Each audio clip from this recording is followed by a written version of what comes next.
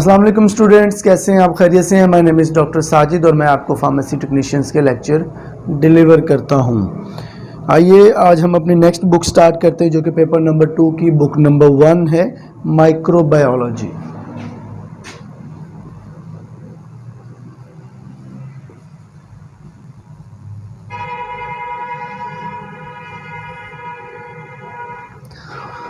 हमने माइक्रोबायोलॉजी में जो स्टार्ट किया था वो थी माइक्रोबायोलॉजी ऑफ वाटर, फिर हमने माइक्रोबायोलॉजी ऑफ एयर पढ़ी। आज हमने पढ़ना है microbiology of soil.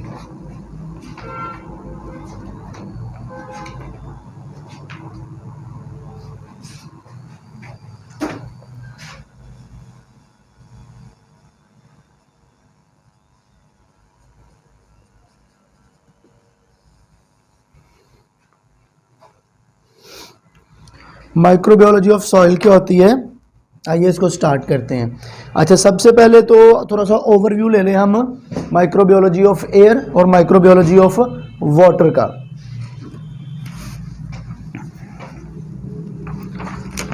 Microbiology of जो एयर हमने पढ़ी थी लास्ट टाइम, उसमें हमने पढ़ा था कि एयर में माइक्रो ऑर्गेनिजम्स आते कहाँ से हैं, फिर एयर में ट्रैवल कैसे करते हैं, फिर कौन कौन सी ऐसी चीज़ें हैं जो माइक्रोबायोलॉजी को हेल्प आउट करती हैं, फिर एयर कौन कौन से टाइप की होती है, इंडोर एंड आउटडोर, फिर इसमें जो particle size suspended in the air होते हैं वो क्या इसमें अपना काम करते हैं। उसके बाद फिर एयर को प्योरीफाई करने के तरीके क्या हैं, कौन कौन सी स्पीशीज़ ऑफ बैक्टीरियाज फंजाई जो हैं वो एयर में पाई जाती हैं, ये सारा कुछ हमने एयर में पढ़ा। फिर हमने पढ़ा कि कौन से ऐसे माइक्रो ऑर्गेनिजम्स हैं जो एयर बोर्न डिजीज़ पैदा करते हैं। उसके बाद फिर control of micro organism in air हमने पढ़ा था। आइए आज स्टार्ट करते हैं माइक्रोबायोलॉजी ऑफ सॉइल। सबसे पहले हम पढ़ेंगे सॉइल को। Soil, the region of earth crust where geology and biology meets is called soils. ज़मीन की वो तह जहाँ पर ज़मीन और इंसानियत या जानदार, ज़मीन की वो तह जहाँ पर जानदार और ज़मीन की मुलाकात होती है उसे सॉइल कहते हैं। तो जाहिर बात है कि ज़मीन की जो सबसे ऊपर वाली क्रस्ट है यहाँ पर हम लोग मौजूद हैं और ये सॉइल कहलाएगी। अच्छा, अगर कोई शख्स खुदाई करता है, खुदाई करने के बाद वो अगर लिविंग बीन के साथ इन कांटेक्ट आ जाती है तो सॉइल फिर अब वो नीचे वाली तय होगी। The characteristic of the soil environment very with the location and climate. Soil differ in depth, chemical composition, physical properties and origin. वो ये कह रहा है कि जो सॉइल है इसके जो करैक्टर हैं, जो फीचर हैं, बेसिकली वो डिपेंड करते हैं आपके एनवायरनमेंट के ऊपर, आपके क्लाइमेट के ऊपर, आपकी वो मतलब वो डेप्थ के ऊपर भी डिपेंड करते हैं कि ये सॉइल जो जिसको हम सॉइल कह रहे हैं इसकी गहराई क्या है, ठीक है।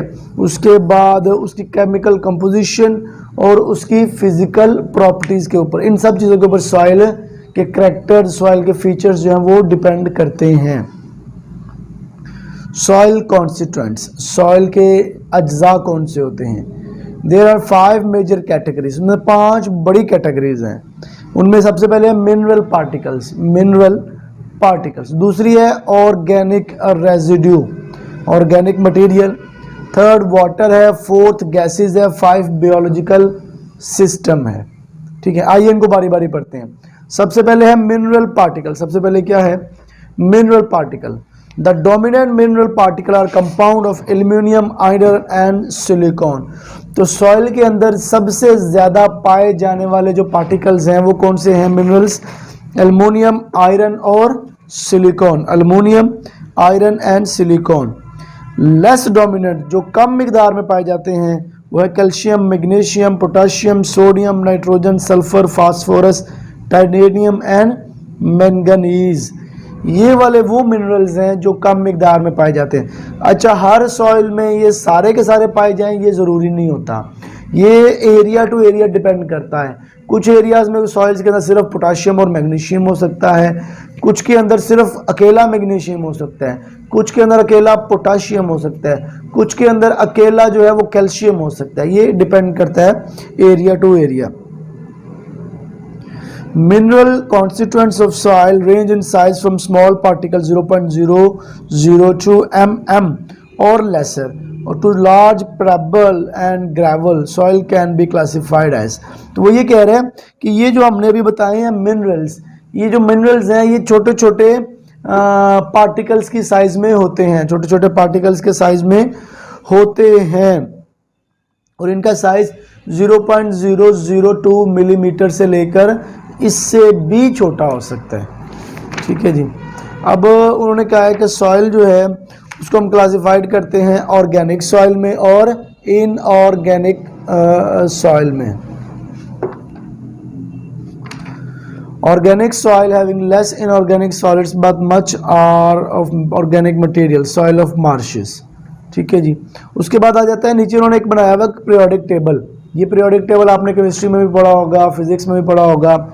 इसमें हाइड्रोजन है, हीलियम है, लिथियम, सोडियम है, पोटाशियम है, बैरियम है, बोरिक है, कार्बन है, नाइट्रोजन, ऑक्सीजन, फेरिक, ये सारी की सारी क्या हैं, ये वो केमिकल हैं जो पीरियोडिक टेबल में आपने भी पढ़े होंगे। अब आ जाता है फर्स्ट हमने पढ़ लिया मिनरल्स। मिनरल्स कौन कौन से होते हैं। ठीक है जी। उसके बाद हमने पढ़ा ऑर्गेनिक सॉइल्स। ठीक है। अब है उसके बाद वाटर। उसके बाद क्या है, water. The amount of water depend amount the amount of precipitation and other climate condition, soil composition, drainage and the living population of soil. तो वो ये कह रहे हैं कि जो वाटर की कंसंट्रेशन है सॉइल के अंदर, मट्टी के अंदर, वो प्योरली डिपेंड करती है कि आपका जो क्लाइमेट है, आपकी जो एनवायरनमेंट है, आबो हवा है, जो आपकी आबो हवा है इसमें नमी की मिकदार क्या है। अगर तो इसमें नमी की मिकदार ज़्यादा होगी तो आपके सॉइल से वो पानी को नहीं खींचेगी हवा। अगर आपके एनवायरनमेंट में, आपकी क्लाइमेट में आबो हवा के अंदर नमी की मिकदार कम होगी तो फिर सॉइल से भी वो क्या करेगी, नमी को खींच निकालेगी बाहर। जब वो सॉइल से नमी को निकाल लेगी तो अल्टीमेटली वहाँ पर पानी की मिकदार कम होती जाएगी। Water is retain as free water in the spaces between soil particles. अच्छा, जो पानी होता है, ये जो सॉइल के पार्टिकल्स होते हैं, मट्टी के ज़र्रात होते हैं, इनके दरमियान ये पड़ा रहता है फ्री स्पेस, फ्री पार्टिकल्स की फॉर्म में।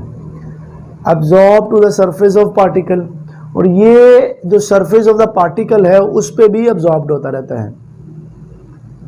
Various organic and inorganic component of soil are dissolve in soil water and thus are made available as nutrients for soil inhabitants। तो बहुत सारे ऑर्गेनिक और इनऑर्गेनिक कंपोनेंट ऐसे हैं जो मट्टी के अंदर पाए जाते हैं और वो nutrients of the soil inhabitants भी होते हैं। उसके बाद आ गया gases. Gaseous phase of soil consist of mainly carbon dioxide, oxygen and nitrogen. उसने कहा है कि ख़ास करके मट्टी के अंदर हम 3 गैसेस की बात करते हैं जो पाई जाती हैं। पहली कार्बन डाइऑक्साइड है, दूसरी ऑक्सीजन है और तीसरी नाइट्रोजन।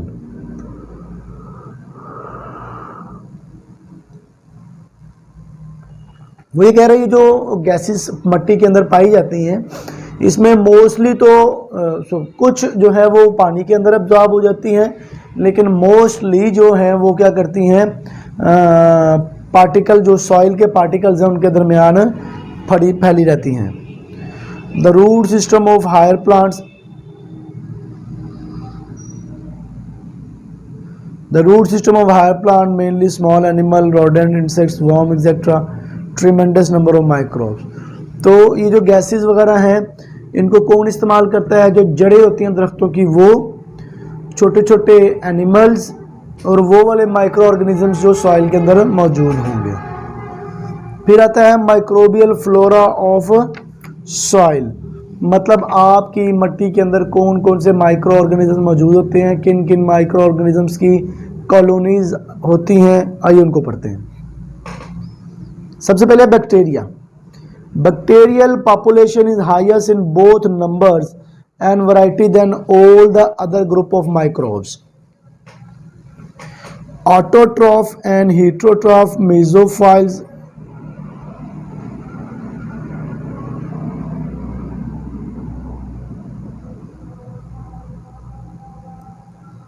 सबसे पहली लाइन में वो ये कह रहा है, सबसे पहले पॉइंट में, कि बैक्टीरिया जो है ये बाकी जितने माइक्रो ऑर्गेनिजम्स हैं, वायरस, फंजाई, एल्गी, यीस्ट वगैरह, उन सब से ज़्यादा बैक्टीरिया एक ऐसा माइक्रो ऑर्गेनिज्म है जो मिट्टी में सबसे ज़्यादा पाया जाता है। कितना पाया जाता है? बिलियंस ऑफ माइक्रो ऑर्गेनिज्म पर ग्राम ऑफ सॉइल में पाए जाते हैं।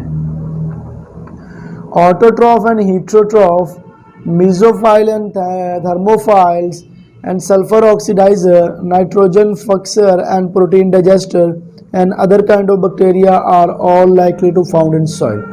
तो ये कह रहा है कि autotroph, heterotroph, mesophile, thermophile, sulphur oxidiser, nitrogen fixer and protein digester, तमाम किस्म के बैक्टीरियाज जो हैं वो मिट्टी के अंदर पाए जाते हैं। सेकंड क्लास है बैक्टीरिया इसकी माइक्रो की फंजाई। तो फंजाई की अगर बात करें, their number range from 1000 to 100 of thousands। Fungi are active in decomposition of cellulose and lignin of plant tissues. तो वो ये कह रहा है कि जो फंजाई हैं ये हज़ारों से लेकर लाखों की तादाद में मिट्टी में पाए जाते हैं, और बेसिक जो इनका काम होता है वो ये होता है कि जो प्लांट सेल्स होते हैं, जो प्लांट की जड़ें मिट्टी के अंदर मौजूद होती हैं, ये उनकी डिकम्पोजिशन करते हैं। The mold mycelium penetrate the soil and form a network which entangle soil particle। जो मोल्ड होती है वो क्या करती है, मिट्टी के अंदर धंस जाती है और वहाँ पे एक नेटवर्क बना देती है, और जो क्या करती है कि सॉइल पार्टिकल्स को ट्रैप कर लेती है और वहाँ पर फिर पानी को वो जमा रखती है। ये एक ख़ास इसका काम है। This give to the soil its crumb structure which is of considerable agricultural importance. और उसका फ़ायदा क्या होता है कि जब पानी के पार्टिकल्स ट्रैप रहते हैं, फंसे रहते हैं मिट्टी के अंदर, वो वेपोरेट नहीं कर पाते, वो नमी बनकर हवा में नहीं उड़ जाते, तो ये मिट्टी जो होती है ये एग्रीकल्चर के लिए, काश्तकारी के लिए इंतहाई मुफीद होती है। Thus fungi also improve the physical condition of the soil।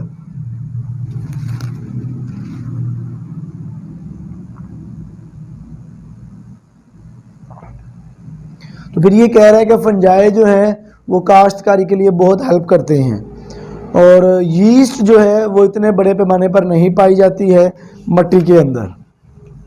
Next है algae in soil. Algae are generally found in the surface of the moist soil where there is a sufficient light for their photosynthetic reaction। Algae वो कह रहा है कि normally ये जो ज़मीन की सतहें होती है ये वहाँ पर पाई जाती है, वहाँ पर पाई जाती है। क्यों? कि बेसिकली इसको सनलाइट लेनी होती है। जब तक ये सनलाइट नहीं लेगा एल्गी, अपने बॉडी का फैट फोटोसिंथेसिस नहीं कर पाएगा, तो इसका मतलब क्या हुआ कि ये जिंदा नहीं रह सकेगा।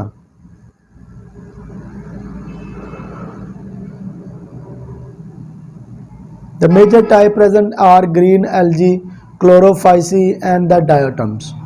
तो जो मेजर टाइप्स हैं वो ग्रीन एल्गी है, क्लोरोफाइसी है और डायटम्स हैं। ये वाली मेजर एल्गीज हैं जो पाई जाती हैं मिट्टी के अंदर। Their total number vary from several hundred to several thousand. और इसका जो एल्गी की तादाद है जो मिट्टी के अंदर ये पाए जाते हैं वो 100 में से लेके हज़ारों तक पाए जाते हैं। In some situation their number is quite large and bring about beneficial changes. कुछ ऐसी सॉइल भी हैं, कुछ ऐसी मिट्टी भी है जहाँ पर इनके ये जो प्रेजेंस का नंबर है ये बहुत ज़्यादा बढ़ जाता है।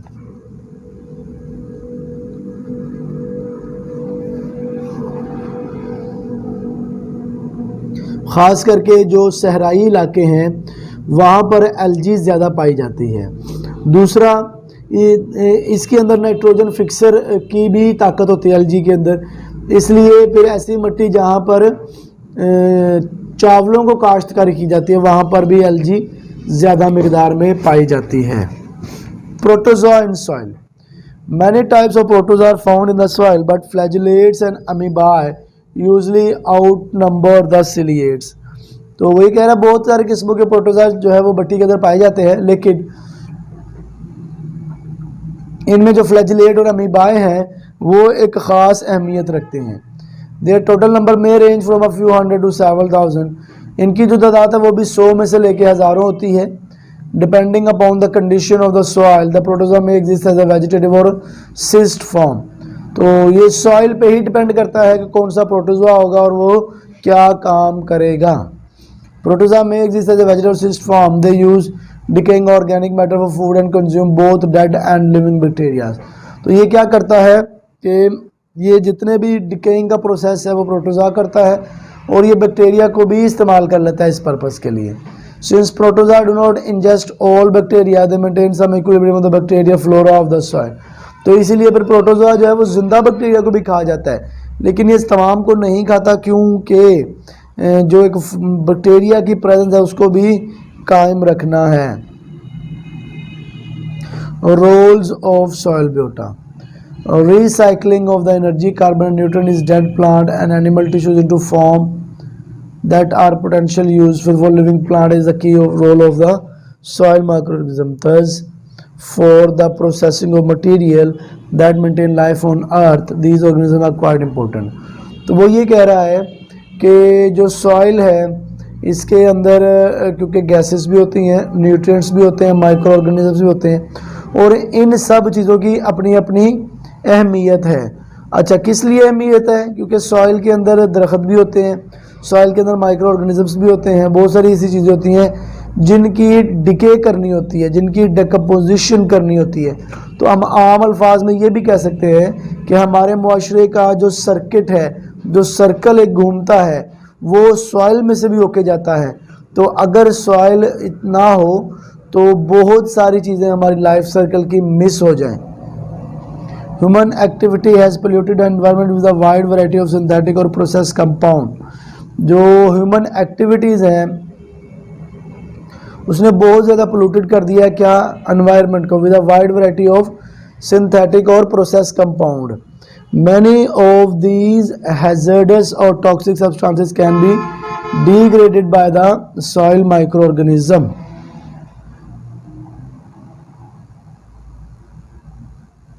और soil micro organism are responsible for transformation of element between various form. तो यही जो सॉइल के अंदर माइक्रो ऑर्गेनिजम्स हैं ये मिनरल्स को भी मतलब जो है डिग्रेड करते हैं और बहुत सारे ऐसे एलिमेंट्स हैं जिनको ट्रांसफॉर्मेशन में सॉइल हेल्प आउट करती है। अब हमने यहाँ पर दो साइकिल पढ़ने हैं, एक है नाइट्रोजन साइकिल, कार्बन साइकिल और सल्फर साइकिल। आइए इसको मैं आपको बना के समझा देता हूँ क्या होता है ये।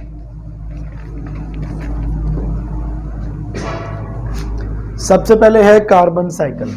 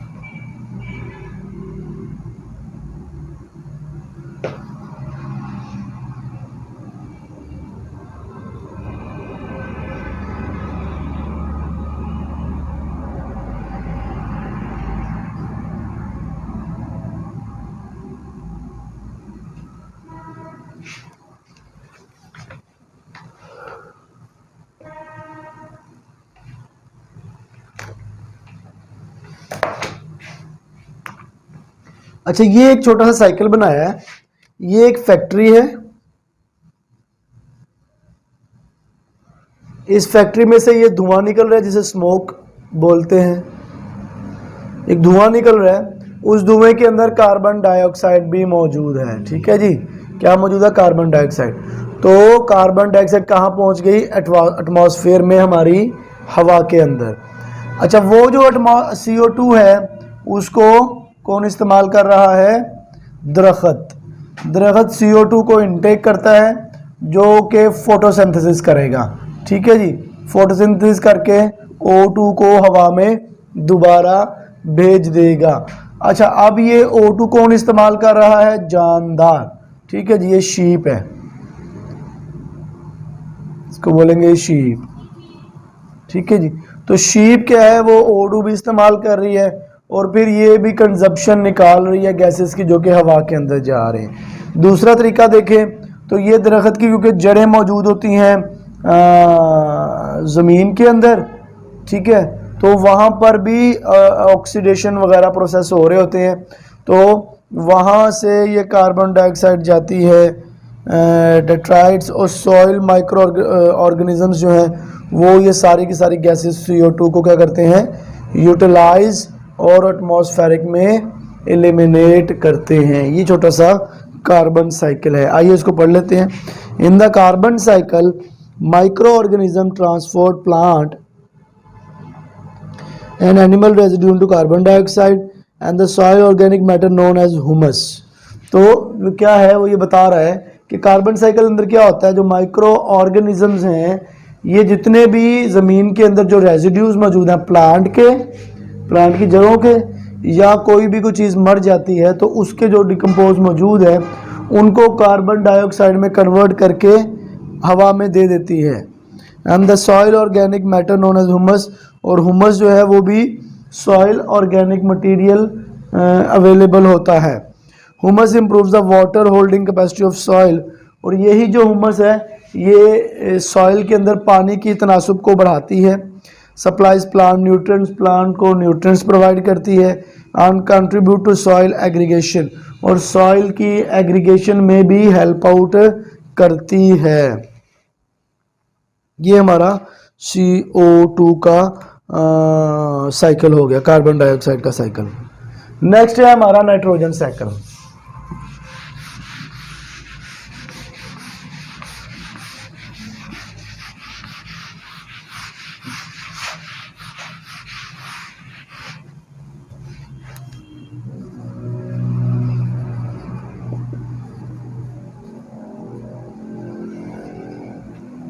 नाइट्रोजन साइकिल में क्या होता है?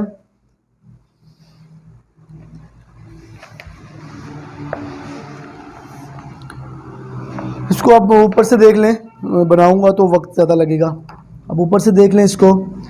सबसे पहले soil micro organism play key role in nitrogen cycle, nitrogen fixation. तो सबसे अहम बात जो इस नाइट्रोजन में आएगी, साइकिल में आएगी, वो ये है कि नाइट्रोजन फिक्सेशन कैसे होगी, नाइट्रोजन को फिक्स कैसे किया जाएगा एनवायरनमेंट के अंदर, सॉइल के अंदर। ठीक है, the atmosphere is almost 80% nitrogen, हमारे हवा के अंदर 80% नाइट्रोजन होती है। And form of nitrogen that is available to the plant only when it is transform to ammonia, और ये नाइट्रोजन जो है ये बिल्कुल प्लांट इस्तेमाल नहीं कर सकता जब तक वो NH3 अमोनिया की फॉर्म में ना ट्रांसफर हो जाए। अच्छा, ये अमोनिया की फॉर्म में, NH3 फॉर्म में इसको ट्रांसफर कौन करता है? Bacteria. Non symbiotical by gram positive, gram positive जो बैक्टीरियाज है वो। Spore forming anaerobic bacillus known as Clostridium pasteurianum and gram negative non spore forming aerobic pleomorphic coccoid और rod shaped bacteria belonging to the genus Azotobacter and symbiotically by the member of the genus Rhizobium fix nitrogen symbiotically. तो ये उन्होंने कुछ bacterias के नाम लिखे हुए हैं, कुछ उन्होंने रॉड शेप बैक्टीरियाज के भी नाम लिखे हुए हैं, और कुछ सिम्बियोटिकल और नॉन सिम्बियोटिकल बैक्टीरियाज के भी नाम लिखे हुए हैं। ये सारे के सारे क्या करते हैं, नाइट्रोजन की फिक्सेशन में हेल्प आउट करते हैं, ताकि ये जो नाइट्रोजन एनवायरनमेंट में अवेलेबल है इसको प्लांट इस्तेमाल कर सके। ग्राम नेगेटिव भी लिखे हुए हैं, ग्राम पॉजिटिव भी लिखे हुए हैं। These are the gram negative motile aerobic non spore forming bacteria. They are mainly rod shaped, but when isolated from nodule a variety of morphological shape are observed.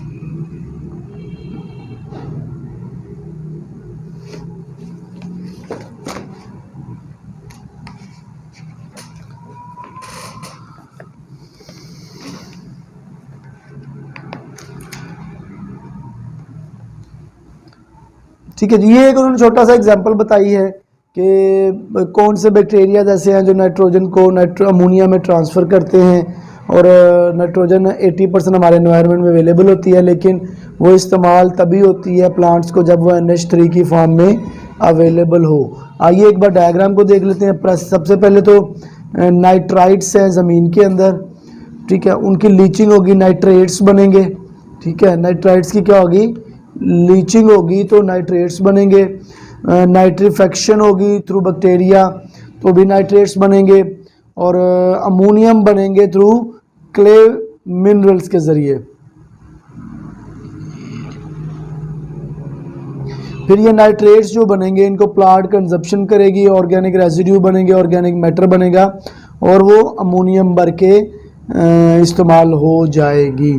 तो ये एक प्रॉपर नाइट्रोजन साइकिल लिखा हुआ है। Last पे है हमारा sulphur cycle. Last पे क्या है, सल्फर साइकिल।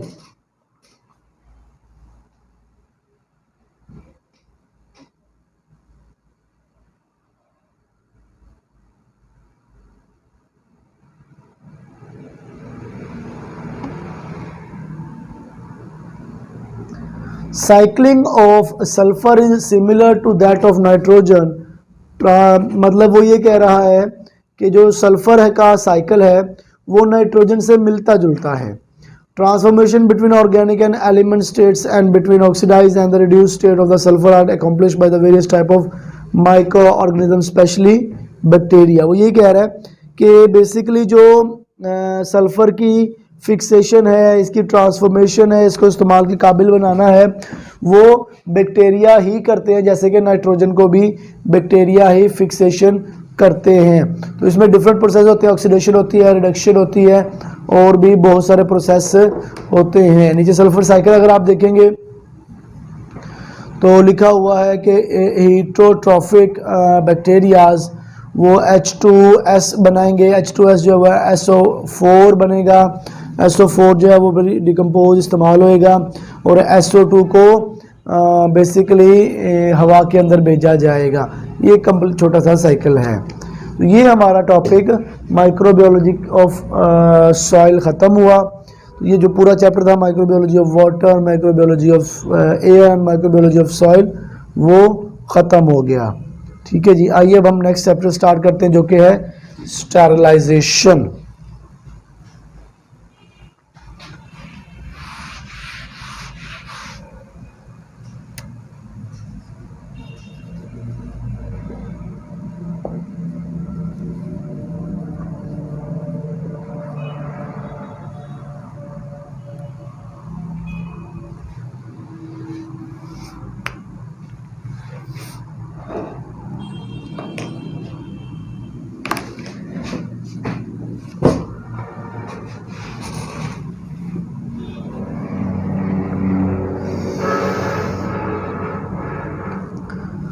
नेक्स्ट हमारा चैप्टर है स्टरलाइजेशन का।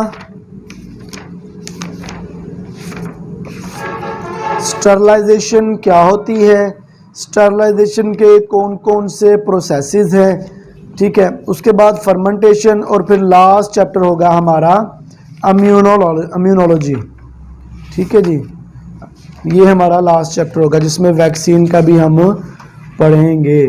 ठीक है, तो आइए आज हम स्टरलाइजेशन को पढ़ते हैं। स्टरलाइजेशन क्या होती है?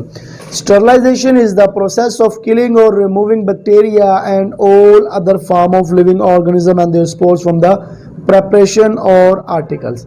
स्टरलाइजेशन जो है ये एक ऐसा प्रोसेस है जिसमें या तो हम बैक्टीरिया को मार देते हैं या उस चीज़ से, उस जगह से बैक्टीरियाज को रिमूव कर देते हैं, ख़त्म कर देते हैं। ठीक है, अच्छा, बैक्टीरिया को भी करेंगे, माइक्रो ऑर्गेनिजम्स को भी करेंगे और उनके स्पोर्स को भी करेंगे। ठीक है, ये ना हो कि हमने बैक्टीरिया तो मार दिए, बैक्टीरिया को तो ख़त्म कर दिया वहाँ से, और बाद में वहाँ स्पोर्स मौजूद है तो दोबारा बैक्टीरिया जन्म ले लेंगे। तो स्टरलाइजेशन क्या हुआ? It is the process of killing और removing of the micro organisms and their spores. ठीक है जी। नेक्स्ट है method of sterilisation. Method of sterilisation, sterilisation के बेसिकली 3 मेथड है। नंबर 1 है फिजिकल मेथड, नंबर 2 है केमिकल मेथड एंड नंबर 3 है मैकेनिकल मेथड। फिजिकल मेथड क्या है? Dry heat sterilisation, moist heat sterilisation और स्टरलाइजेशन बाय रेडिएशन। ये वो स्टरलाइजेशन है जिसमें फिजिकल चीज़ें यूज़ हो रही हैं, फिजिकल मेथड यूज़ हो रहे हैं। ठीक है, नेक्स्ट है केमिकल मेथड। केमिकल मेथड मतलब जिसमें केमिकल्स यूज़ होंगे। इसमें गैसियस फिल्ट्रेशन है, स्टरलाइजेशन बाय डिसइंफेक्टेंट्स है। और थर्ड है मैकेनिकल मेथड। थर्ड क्या है? Mechanical methods.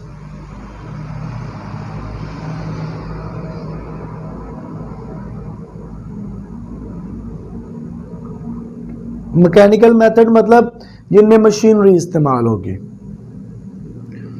आइए सबसे पहला जो मेथड है फिजिकल मेथड, इसको पढ़ते हैं। इसमें सबसे पहले है ड्राई हीट स्टरलाइजेशन, उसके बाद आएगा मॉइस्ट हीट स्टरलाइजेशन और स्टरलाइजेशन बाय रेडिएशन।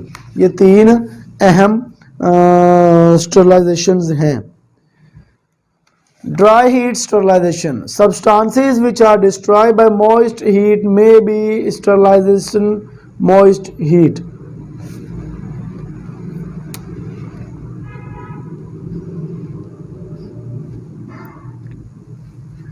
वो ये कह रहा है कि वो वाले सब्सटेंसेस या वो वाली अशिया, वो वाली चीज़ें जिनको अगर मोइस्ट हीट, नमी वाली हीट के साथ स्टरलाइज करेंगे तो उनको नुकसान पहुंचेगा, तो फिर हम उनको क्या करते हैं? ड्राई हीट के ज़रिए, खुश्क हीट के ज़रिए ही स्टरलाइज करते हैं।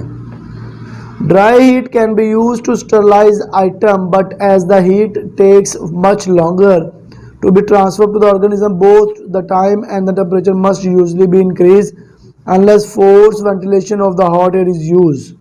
The standard setting for a hot air oven is at least 2 hours at 160 degree centigrade. वो ये कह रहा है कि ये जो ड्राई हीट स्टरलाइजेशन प्रोसेस है ये क्या करता है? ये बेसिकली स्टरलाइज करता है चीज़ों को लॉन्गर। इसमें बहुत ज़्यादा एक तो टाइम चाहिए होता है और दूसरा हीट भी जो है वो ग्रेजुअली आहिस्ता आहिस्ता से बढ़ाई जाती है। कब तक बढ़ाई जाती है? जब तक हमारा मकसद कामयाब ना हो और वेंटिलेशन हॉट एयर की जो है वो वहाँ से फोर्सफुली इंक्रीज ना की जा सके। तो एक स्टैंडर्ड उन्होंने सेट किया हुआ है कि 160 डिग्री सेंटीग्रेड पे 2 घंटे के लिए अगर आप हॉट एयर देते हैं ओवन के अंदर तो स्टरलाइजेशन हो जाएगी। अच्छा, अगर आप ये चाहते हैं कि आप 2 घंटे से रैपिड, इससे भी जल्दी आप कर सकें स्टरलाइजेशन, तो फिर आपको क्या करना होगा? 190 degree centigrade, a rapid method here to 190 degree centigrade for 6 minutes for unwrapped object and 12 minutes for wrapped object. Dry heat has the advantages that it can be used on powder and other heat stable items that are adversely affected by steam. तो वो क्या है? वो ये कह रहे हैं कि अगर आप रैपिड करना चाहते हैं, अगर आप चाहते हैं कि 2 घंटे से हम जल्दी काम कर लें, फिर आपको 190 डिग्री सेंटीग्रेड पे 6 मिनट करना पड़ेगा हीट। किनको? अनरैप्ड आइटम, जिनके ऊपर कुछ भी नहीं चढ़ा हुआ होगा उनको, और जो रैप आइटम होंगे जिनके ऊपर हमने कुछ लपेटा हुआ होगा उनको आप 12 मिनट के लिए 190 डिग्री सेंटीग्रेड पे हीट करेंगे। और जो लास्ट बात उन्होंने लिखी हुई है इसमें वो ये है कि ड्राई हीट बेसिकली पाउडर्स वगैरह के लिए इस्तेमाल होता है। क्यों? कि पाउडर्स वगैरह मॉइस्ट हीट में जाके ख़राब होने का उनका ख़तरा होता है। Substances sterilized. Substances which are sterilized by dry heat include fixed oil, liquid paraffin, petroleum, propylene glycol, and powders. In addition to this, it is also applied to sterilize glassware, many surgical instruments and surgical catgut. Volatile preparation or substances and surgical dressing cannot be sterilized by this method. तो वो ये कह रहा है कि कौन कौन से ऐसे सब्सटेंसेस हैं जो ड्राई हीट से स्टरलाइज किए जाते हैं, तो उसका उन्होंने यहाँ पे लिखा हुआ है कि substances which are sterilise by the dry heat include fix oil, पहली बात, liquid paraffin, petroleum, propylene glycol, powder और sterilise glass, instruments, catguts, surgical catguts, volatile preparation और ड्रेसिंग। ठीक है जी, सर्जिकल ड्रेसिंग भी जो है वो इसी प्रोसीजर के थ्रू स्टरलाइज की जाती है। मैकेनिज्म क्या होता है, इसका तरीकाकार क्या होता है? During dry heat sterilisation the micro organism and the bacteria spores are killed by oxidation. ये जो ड्राई हीट का स्टरलाइजेशन प्रोसेस है, इसमें ये होता है कि बेसिकली जो बैक्टीरियाज हैं या उनके स्पोर्स हैं, उनको ऑक्सीडेशंस के थ्रू किल किया जाता है। Since dry heat is less effective than moist heat, higher temperature and longer period of exposure are required. तो फिर क्या होता है कि ड्राई हीट जो है वो ज़्यादा इफेक्टिव नहीं होती है as compare to moist heat. High temperature and longer period of exposure are required. Exposure at 160 degree centigrade for 1 hour is required for dry heat sterilization. तो फिर इसके लिए हमें कम से कम 1 घंटा ज़रूर चाहिए होगा। एडवांटेजेस इसके क्या आते हैं, फ़वाइद? Suitable for substances destroy by moisture. तो जो सब्सटेंसेस मॉइस्चर से डिस्ट्रॉय हो जाते हैं उनके लिए बहुत फ़ायदेमंद है ड्राई हीट। ग्लास वेयर, जो ग्लास से बनी हुई चीज़ें हैं like flask, test tube, pipettes वगैरह, उनको इससे स्टेरिलाइज किया जा सकता है। Less damaging to glass and metal equipment than moist. और जो मेटल है वो मॉइस्ट से जो नमी होती है उससे डिस्टर्ब होता है, इसलिए उसको भी ड्राई हीट स्टेरिलाइजेशन ही की जाएगी। डिसएडवांटेजेस, इसके गैर फवाइद क्या होते हैं? Cannot be use for volatile and thermolabile substances. अच्छा, वो वाले सब्सटेंसेस जिनमें हीट की जो हीट से टूट जाते हैं उनको इसमें इस्तेमाल नहीं किया जा सकता। Required long heating time and higher temperature, बहुत लंबा टाइम चाहिए होता है और ज़्यादा हाई टेम्परेचर चाहिए होता है। Not suitable for surgical dressing, और सर्जिकल ड्रेसिंग के लिए भी सूटेबल नहीं होता। पहला इसका जो प्रोसीजर है वो है फ्लेमिंग। पहला क्या है? फ्लेमिंग। ये बहुत आसान सा प्रोसीजर है। इसमें आपने सिंपल क्या करना होता है, it is a simple method of dry heat in which the material to be sterilise is kept in the hot part of the Bunsen burner flame for few second and the process is repeated several time. होता क्या है, एक चूल्हा जो होता है उसको जलाते हैं, उसका जो ऊपर फ्लेम निकल रहा होता है, जिस चीज़ को भी आपने स्टेरिलाइज किया होगा उसको फ्लेम के ऊपर रख देंगे, वक्तन फवक्तन उसको वहाँ से गुजारते रहेंगे सेवरल टाइम, बहुत ज़्यादा वक्त मरतबा, तो वो क्या होगा, स्टरलाइज हो जाएगा। This method is generally use for those article which are to be use immediately, for example forceps, blade, knifes, needle, wire, loops, metal spatulas. तो ये मेथड्स उन मेटल्स के लिए बहुत मुफीद है जिनको हमने एमरजेंसी इस्तेमाल करना हो और इमीडिएटली हमें ड्राई हीट, इमीडिएटली हमें स्टेरिलाइजेशन चाहिए हो। तो उसकी एग्जांपल है forcep, blades, knifes, needle wires, loops, metal spatulas वगैरह। ये सारे लेबॉर्ट्री के इक्विपमेंट्स हैं, तो उनको हम जल्दी जल्दी से इस तरह कर सकते हैं। नेक्स्ट है हॉट एयर ओवन। नेक्स्ट है हॉट एयर ओवन। एक ओवन आपने देखा होगा, उसमें हॉट एयर गुजरती है, वो क्या करती है, आइए देखते हैं। Sterilisation process, it consist of metallic chamber of aluminium और स्टेनलेस स्टील। ये हॉट एयर ओवन जो होता है ये बेसिकली चैम्बर होता है एल्युमिनियम का और ये स्टेनलेस स्टील का, विच इज़ इलेक्ट्रिकली हीटेड, जिसको बिजली के साथ हीट किया जाता है। And thermostatically control, they are of two type, और उनको थर्मोस्टैटिकली उसका टेम्परेचर जो है वो कंट्रोल रखा जाता है। ठीक है जी। Number 1, in which air is circulated by gravity convention to all parts of the chamber. एक तो वो टाइप होती है जिसमें जो हॉट एयर है वो ग्रेविटेशनल फोर्स पे मूव करती है सारे के सारे चैम्बर्स ओवन के अंदर। दूसरा है mechanical convention type, in which air is circulated by fan, the latter type is more satisfactory because sterilisation temperature is control. तो दूसरा वो होगा जिसमें हम हॉट एयर के जो फैन हैं लगे हुए हैं वो हॉट एयर उसके अंदर फेंकेंगे और वो हर तरफ एयर जाएगी, और यही ज़्यादा मुफीद है। Glassware, conical flask, test tube papers are sterilized by this method.